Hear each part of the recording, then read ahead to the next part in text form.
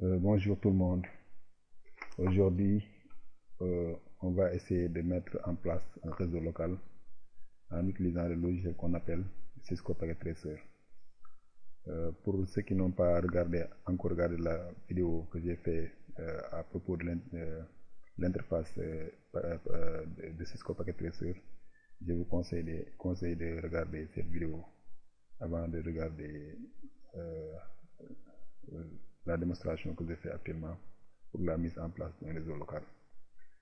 Pour ne pas tarder, on va aller rapidement ouvrir l'interface de Cisco Packet Tracer comme vous le voyez ici là. On aura besoin de travailler avec trois zones pour l'instant. L'espace de travail que vous voyez ici là et la zone des types d'équipements et la zone de type de sélection, la zone pour la sélection des types d'équipements. Comme vous le voyez, ce sont ces trois zones. Premièrement, on démarre avec le type d'équipement. Pour le réseau sera constitué d'un commutateur, de 3 ordinateurs et d'un serveur. Et ces 3 ordinateurs et le serveur seront reliés au commutateur, parce que c'est le commutateur en quelque sorte qui nous permet de mettre en place le réseau local. Premièrement, on va aller sur les types d'équipements. Ici, on choisit le 29, on choisit le commutateur, on choisit le 2950. Pour choisir, vous cliquez seulement sur l'équipement quand vous souhaitez mettre sur l'espace de travail et vous traînez l'équipement dans l'espace de travail. On va faire pour les ordinateurs, ils sont sur le type de N-Device, on va choisir type N-Device et puis on clique sur l'ordinateur et puis on traîne sur l'espace de travail. Premier ordinateur, pour le deuxième on fait la même chose, pour le troisième aussi on fait la même chose. Donc on a les 3 ordinateurs qui sont là et puis on va essayer aussi, on va choisir un serveur. Le serveur est son icône fait là, on clique sur le serveur, on traîne le serveur dans l'espace où on veut mettre le serveur sur l'espace de travail. Donc grosso modo c'est ça. Donc on va utiliser maintenant les câbles. Pour les câbles, on vient aussi sur la zone pour les types d'équipements. Voilà les types de câbles qu'on a ici, on clique ici. Et puis pour aller plus rapide ici, il est préférable de choisir, par exemple, de choisir ici, on aura besoin d'un, comme vous le voyez, straight through cable. Straight through câble, c'est ça qui sera relié au commutateur. Pour les gens qui ne le savent pas, on va choisir et puis on vient ici, on choisit l'interface, par exemple ce gars là, PC0, et puis on choisit et fait le premier interface 01. On fait la même chose pour le PC1, on fait la même chose. C'est ce port là qui sera connecté relié au commutateur. De la même chose pour PC2, on fait la même chose. Fast Internet 0 et puis qui sera relié à l'interface suivante F0/3. Et puis vous voyez comment c'est relié. Et puis on va relier le serveur aussi dans l'interface suivante 04 est relié au serveur. Donc grosso modo ça sera notre réseau local.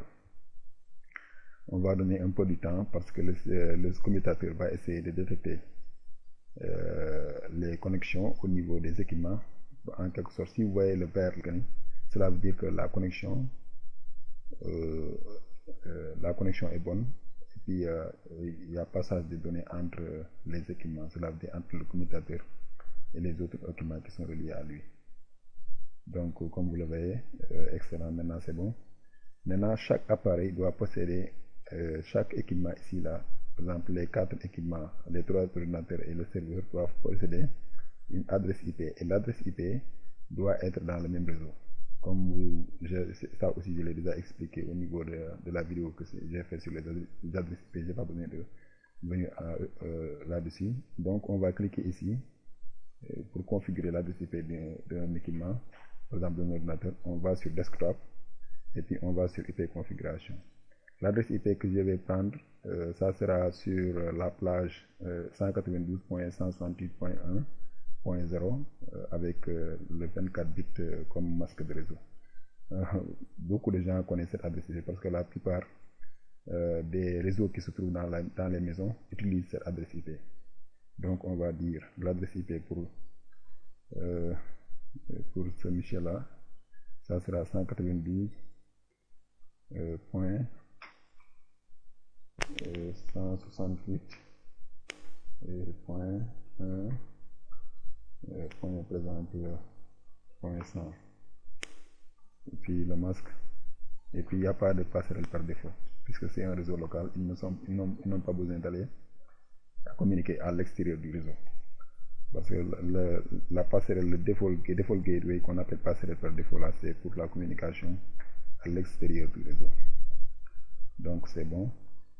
Donc on vient ici pour PC1. L'adresse IP que je vais choisir, ça sera le 192.168.1.101. Voilà. Si lui a comme masque le 24 bits, il n'y a pas de passerelle par défaut. Et puis l'adresse IP pour le dernier ordinateur, le troisième ordinateur, ça sera 192.168.1.102. Vous voyez la dernière lettre là, dernier chiffre, le dernier chiffre, j'ai essayé de le comparer avec le dernier chiffre de l'ordinateur. Par exemple, ici on a PC2, donc j'ai mis ici, à la fin j'ai mis 102 pour me référer quoi, parce qu'il y a des configurations. On utilise ce système pour mieux se retrouver, parce que quand on a beaucoup d'équipements à travailler sur un réseau, si on fait ça là, ça nous permet de mieux se retrouver quoi. C'est la raison pour laquelle j'utilise ce système. Maintenant pour le serveur ici, on va lui donner une adresse IP aussi qui sera sur le même réseau. On va prendre 192.168 et 192.168.1.10. Voilà, sans passerelle par défaut. Voilà, donc tous ces appareils là sont sur le même réseau. Le commutateur, lui, il n'a pas besoin de prendre une adresse IP. Il ne fait que véhiculer les messages en utilisant ce qu'on appelle la couche du modèle OSI. Ça aussi, vous devez le comprendre. Donc, pour vérifier si tout est en marche, on va essayer de lancer un ping, parce que c'est ça qui nous permet de tester la connexion. Voilà, on va faire un ping à partir de PC0. On va ouvrir la ligne de commande. On va dire ping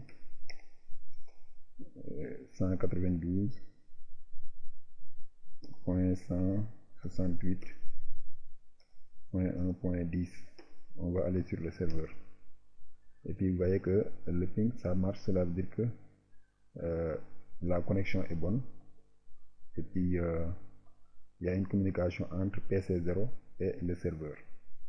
Je ne vais pas essayer de faire tous les tests ping entre tous les appareils, mais ce que je vais vous montrer, qui est très important en utilisant Packet Tracer, c'est le mode de simulation. Par exemple, ici on est en mode de temps réel, ça je l'ai expliqué, mais si on vient sur le mode de simulation, ça nous permet de voir l'échange de données, de voir l'échange des paquets entre les équipements. Et puis pour prouver ça là, on va aller sur le mode de simulation et puis on va essayer de voir, on va filtrer les paquets. Par exemple, le paquet qu'on va prendre ici au niveau ici, ce sont les paquets ICMP, cela veut dire c'est ping. C'est ça seulement qu'on va choisir.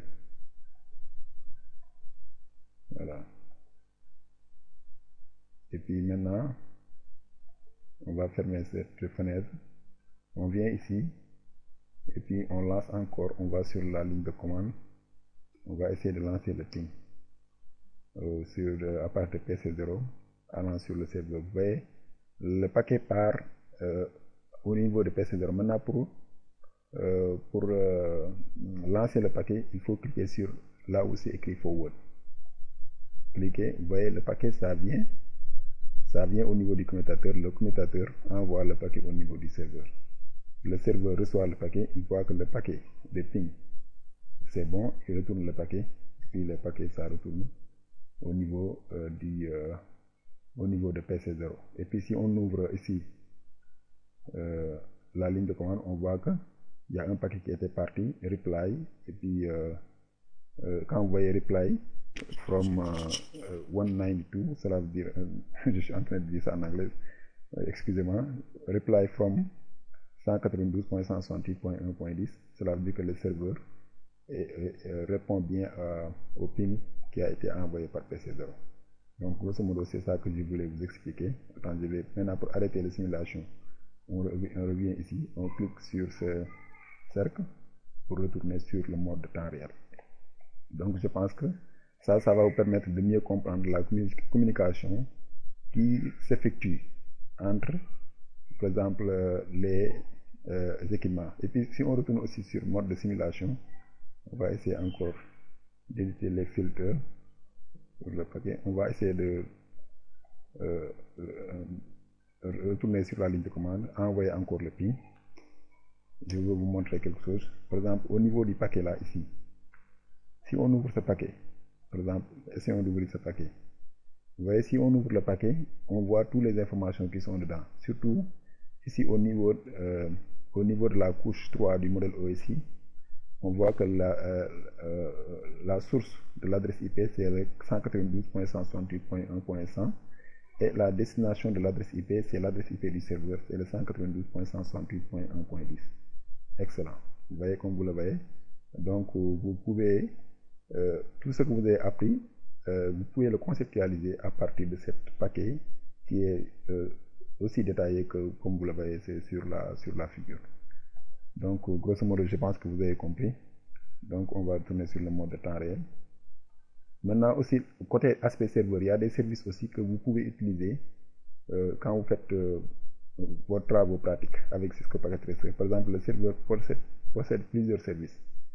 Et puis si on vient ici sur config, non, sur service, on vient sur service, excusez-moi, on a le service HTTP, cela veut dire c'est le service web. On peut faire un site web, par exemple. Ouais, actuellement, on voit que le site web, ça fonctionne parce que c'est on. Maintenant, si on veut vérifier ça là, on vient sur le PC0 par exemple. On va retourner sur desktop et puis on va aller sur web browser. Mais ici, on ne va pas utiliser le nom parce qu'il n'y a pas le système de nom de domaine. Donc ce qu'on va faire, on va mettre là-dessus 192.168, c'est l'adresse du serveur, .1.10. Voilà, maintenant si on tape, vous voyez, on est sur l'interface et nous dit Welcome to Cisco Packet Tracer. Ça c'est l'interface web du serveur qui est là ici, au niveau de notre scénario. De même aussi pour, on a le service DHCP, ça je vais en faire une vidéo à part entière parce que ça vaut le coup. On a aussi le service TFTP. Ça nous permet aussi de récupérer des fichiers à partir soit des équipements comme le routeur ou bien le commutateur. On peut récupérer les fichiers de configuration et le mettre sur le serveur TFTP, comme vous le voyez ici là. Même le serveur, comme le packet tracer l'a déjà programmé, il y a même des systèmes d'exploitation, par exemple, que ce soit du commutateur ou bien des routeurs déjà sur place au niveau du serveur pour le service TFTP. On a aussi le service DNS, cela veut dire le service de domaine name système. Ça permet de, au lieu d'écrire l'adresse IP pour aller sur l'équipement, on met seulement le nom. Donc le nom sera en quelque sorte relié à l'adresse IP. Ça c'est son rôle. On a syslog, Syslog, ça nous permet aussi d'avoir en quelque sorte les informations au niveau des équipements, par exemple des routeurs ou bien des commutateurs. Les informations qui se passent en temps réel, on peut les avoir au niveau du serveur si c'est bien configuré. Tout ça là, je vais essayer d'en faire une vidéo à part entière. Et puis ce qu'on appelle triple A en anglais, cela veut dire 3A ou bien triple A. Ça c'est un service aussi qui nous permet de mieux sécuriser en quelque sorte nos appareils réseau comme le commutateur ou bien que ce soit le commutateur ou bien le routeur. Et puis on a le service NTP, cela veut dire c'est un service aussi qui nous permet de en quelque sorte synchroniser le temps des équipements, de faire en sorte que tous les équipements au niveau du réseau sont sur la même longueur d'onde ou bien sur le même temps en utilisant cette NTP, ce qu'on appelle NTP service. Et puis on a ce qu'on appelle l'email, le service email. Ça aussi, ça nous permet de configurer, ça nous permet d'envoyer, une fois configuré au niveau du serveur, ça nous permet au niveau du réseau, de ce réseau local-là, d'échanger des emails en utilisant ce service. Comme vous le savez, au niveau de la vie réelle, on a les emails comme il y a des emails, je ne vais pas citer de nom, mais vous le savez déjà.